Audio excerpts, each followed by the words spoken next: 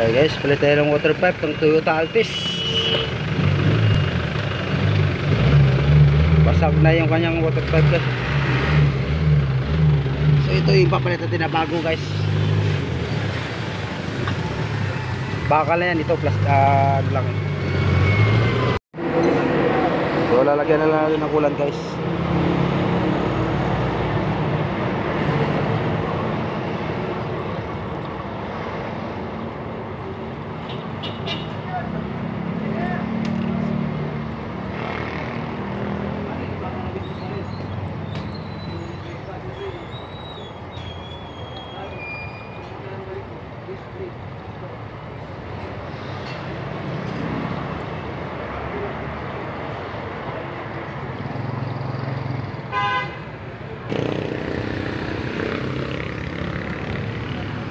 So ayun guys, nilagay na natin yung coolant. Saka yung kanyang water pipe.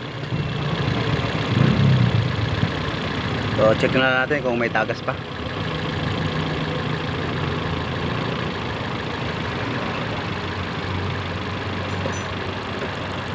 So wala na tagas guys. So bye-bye na. Thank you for watching.